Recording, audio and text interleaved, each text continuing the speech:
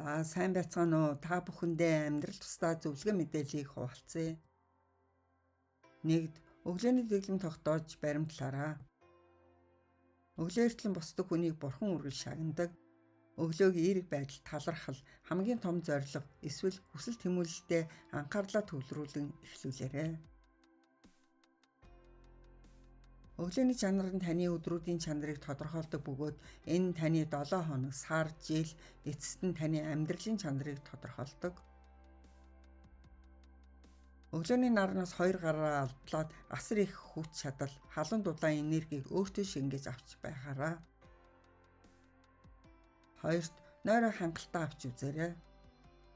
Эрт унтах нь эрүүл гойлог байх нууц болдог.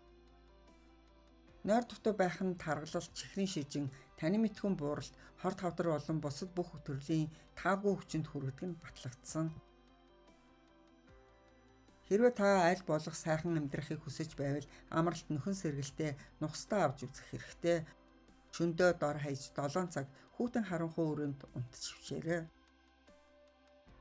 Унтахаас 2 цагийн өмнө уух зүйлээ зогсоох нь шөнө бүр ажиллаж хаван хуримтлагдахгүй байх сайн талтай. 18 цагаас өмнө оройн хоолой амжаад идвэл та насан туршдаа таргалтаас хол эрүүл байх боломжтой юм. 3-т өдөр бүр хөдлөөрөө. Хүн бүр бодибилдингч, марафон гүйгч эсвэл кроссфитийн тамирчин болох албагүй. Гэхдээ хүн бүр өдөр бүр хөдөлж хөлрөх хэрэгтэй. Дасгал хөдөлгөөн нь дэлхийн бусад бүх зүйлээс илүү таны амьдралын чанарт илүү ашигтай болох нь батлагдсан. Зорилготой идэвхтэй хөдөлгөөн булчингийн баяр баясгалан юм.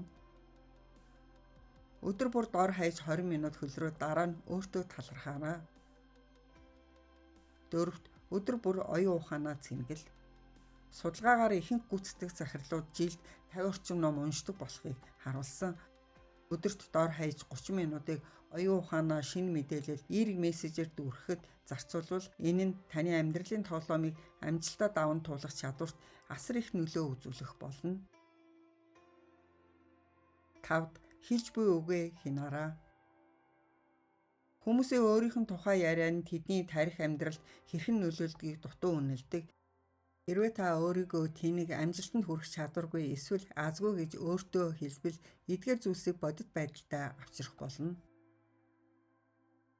Хэрвээ та өөрийгөө ухаантай, чадвартай, хэмжээшгүй хүчтэй гэж өөртөө хэлбэл таны тарих эдгээр итгэл үнэмшлийг баталгаажуулж илүү гайхалтай амьдралыг бүтээхэд туслах арга замыг олох болно. 6-д өглөөгөр 1 аяг нэмэгтэй ус уугаарай.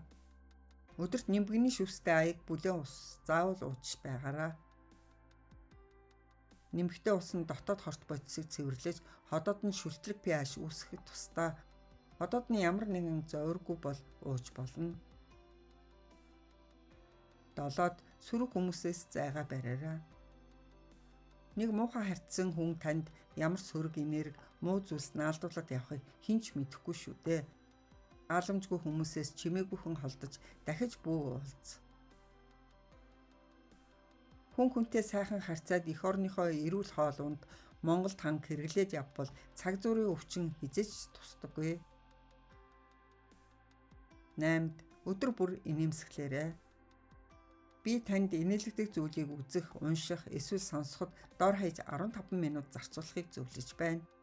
Инээд бол үнэхээр хамгийн сайн бөгөөд миний мэдих хамгийн ад жаргалтай хүмүүс хошин шогийн мэдрэмж сайтай байдаг.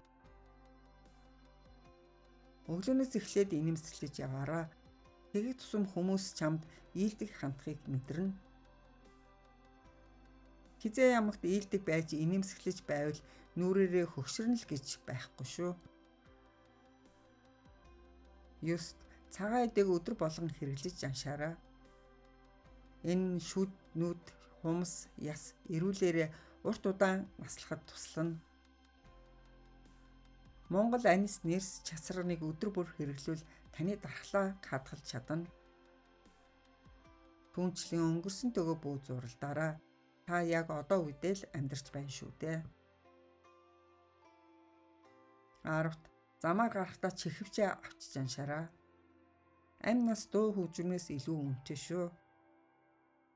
11-т гадаад үзмжиндээ анхаарал тавь.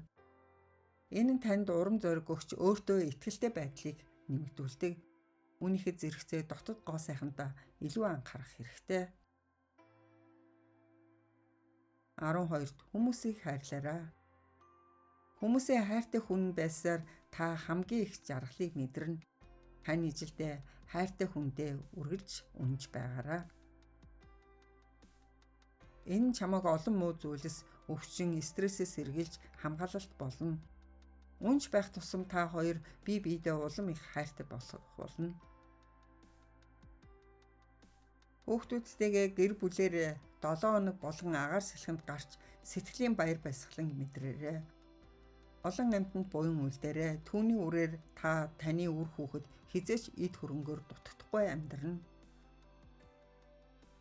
Аав ээжийнхээ ачийг санаж асран тэтгэж тэднийхээ өмнөөс буян их үлдэж яваарай.